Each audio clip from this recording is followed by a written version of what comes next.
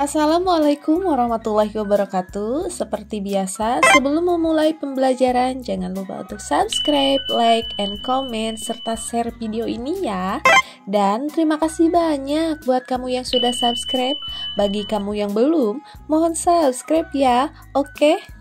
Dalam pertemuan kali ini, kita akan membahas mengenai materi persatuan dalam keberagaman suku, agama, ras, dan antar golongan dalam kehidupan bermasyarakat. 1. Persatuan dalam keberagaman suku. Indonesia memiliki lebih dari 1.300 suku bangsa yang tersebar di seluruh wilayah. Menurut sensus penduduk BPS 2010, contoh suku bangsa di Indonesia antara lain suku Aceh, Batak, Melayu, Minang, Sunda, Baduy, Jawa, Dayak, Bugis, Minahasa, Bali, dan lain sebagainya. Suku Jawa adalah yang terbanyak dengan populasi 40,22%. Sebagian besar tinggal di Pulau Jawa. Suku Sunda berada di urutan kedua dengan 15,50% dan suku Batak di posisi ketiga yaitu 3,58%. Suku bangsa dapat diidentifikasi melalui unsur wilayah, karya budaya, rumah adat, atau pakaian tradisional.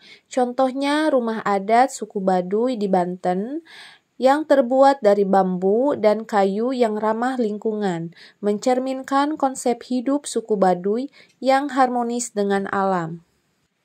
Contoh lainnya adalah suku Minangkabau yang memiliki pakaian adat sangat menarik. Suku Minangkabau berasal dari Sumatera Barat.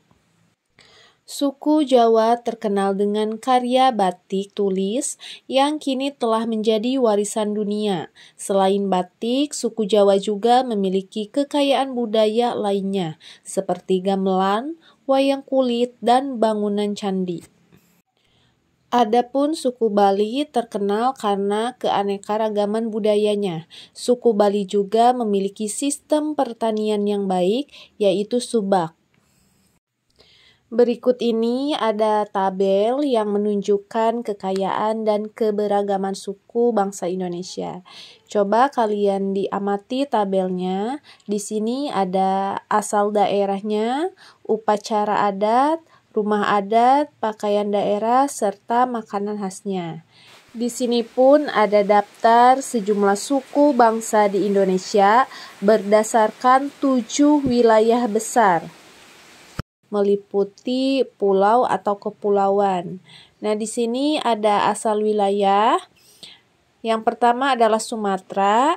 Suku bangsanya itu ada Aceh, Batak, Nias, Minangkabau, Jambi, Palembang, dan lain sebagainya. Ada juga asal wilayahnya dari Jawa dan Bali. Suku bangsanya itu adalah Jawa, Sunda, Betawi, Baduy, Bali, dan lain sebagainya.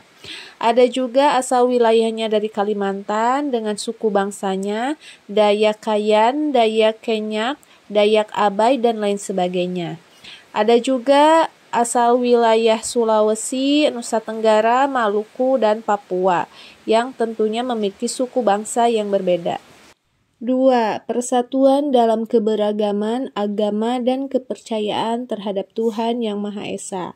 Nah, di sini ada 6 gambar tempat ibadah yang ada di Indonesia.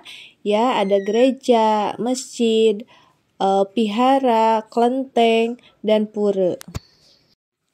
Menurut Kamus Besar Bahasa Indonesia atau KBBI, agama adalah ajaran atau sistem yang mengatur keimanan dan peribadatan kepada Tuhan serta tata kaidah yang berkaitan dengan hubungan manusia dan lingkungan.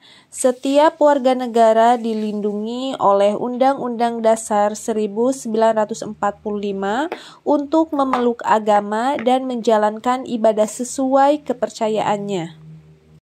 Yang selanjutnya, agama dapat diartikan sebagai sejumlah peraturan suci yang mengatur ibadah, hubungan manusia dengan lingkungan, serta hubungan dengan kekuatan yang lebih tinggi.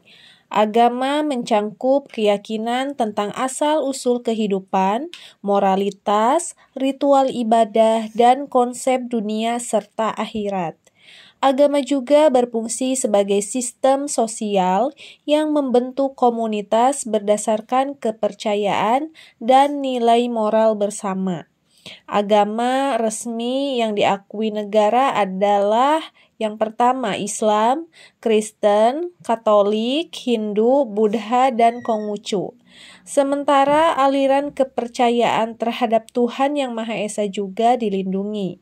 Setiap warga negara dijamin haknya untuk memeluk agama dan menjalankan ibadah, termasuk merayakan hari raya agama mereka seperti Idul Fitri, Natal, Nyepi, Waisak, dan Imlek. Keberagaman agama di Indonesia dihormati dan sikap toleransi tinggi antara pemeluk agama menciptakan keharmonisan dalam masyarakat. Di sini ada tabel mengenai keberagaman agama yang ada di Indonesia ya. Ada 6 agama yang ada di Indonesia, yaitu ada agama Islam, Kristen, Katolik, Hindu, Buddha, dan Konghucu. Adapun kitab sucinya, tempat ibadahnya, serta hari raya masing-masing agama. Seperti Islam, kitab sucinya Al-Quran, tempat ibadahnya masjid, dan hari rayanya Idul Fitri dan Idul Adha. Kristen sama Katolik ya, kitab sucinya pun sama Alkitab, tempat ibadahnya sama gereja, dan hari rayanya pun sama Natal. Sementara Hindu, kitab sucinya Weda, tempat ibadahnya Pura, dan hari rayanya Nyepi. Sementara Buddha, kitab sucinya adalah Tripitaka, tempat ibadahnya Vihara, dan hari rayanya Waisak. Dan Konghucu terakhir, kitab sucinya Sisu, tempat ibadahnya Klonteng, dan hari rayanya Imlek.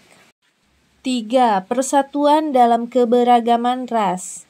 Ras manusia terbentuk melalui evolusi dan migrasi yang berlangsung selama ribuan tahun, dengan manusia beradaptasi pada lingkungan yang berbeda seperti iklim dan sumber daya alam.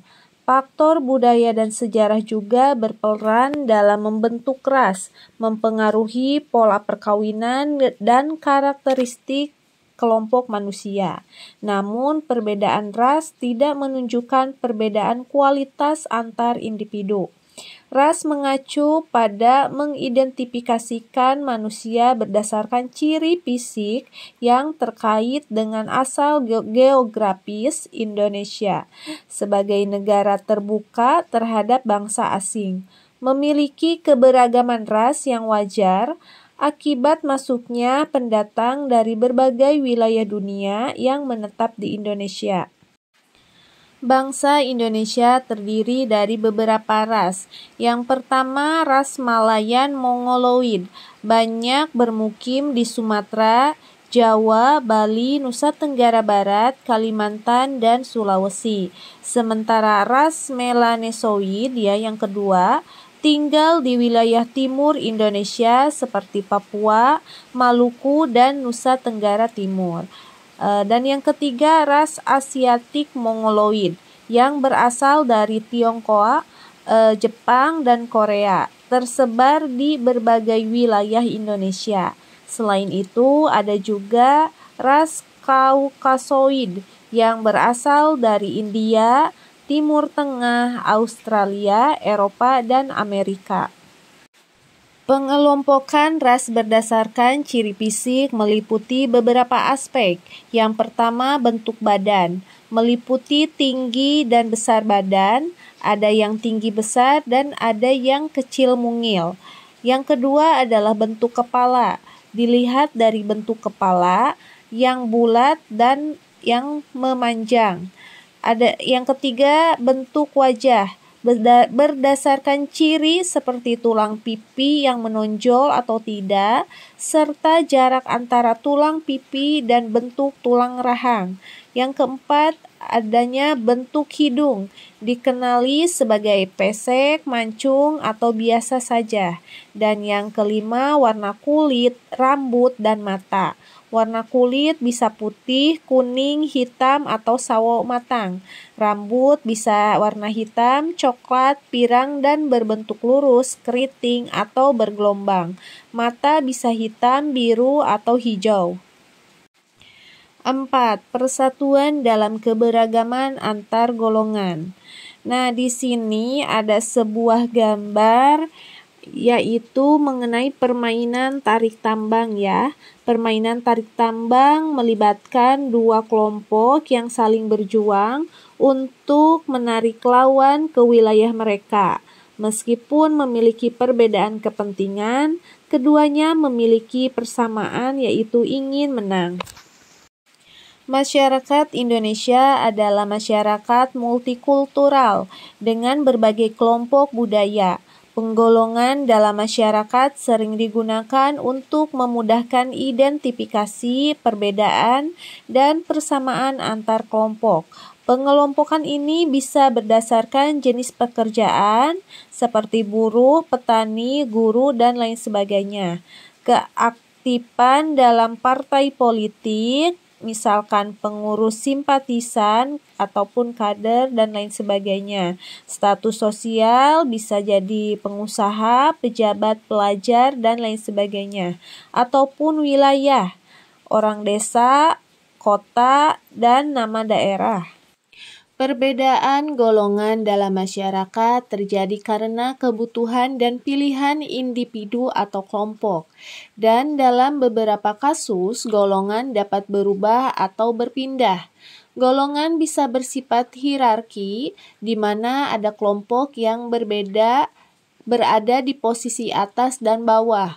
Misalnya buruh ada majikan, pendidikan ataupun jabatan, atau setara di mana kelompok tidak saling memandang lebih tinggi, misalnya agama, adat istiadat. Perbedaan golongan tidak seharusnya menyebabkan perpecahan, melainkan untuk saling melengkapi kebutuhan dalam kehidupan. Setiap orang berperan sesuai minat dan kemampuan mereka, dan saling menghargai perbedaan. Kerjasama antar golongan seperti pedagang yang bergantung pada petani atau pengrajin untuk menyediakan barang merupakan contoh kerjasama yang mendukung kehidupan bersama dan kesejahteraan bersama. Mungkin itu ya untuk pertemuan kali ini. Mudah-mudahan apa yang telah disampaikan dapat bermanfaat. Sampai bertemu di materi selanjutnya. Wassalamualaikum warahmatullahi wabarakatuh. Bye-bye.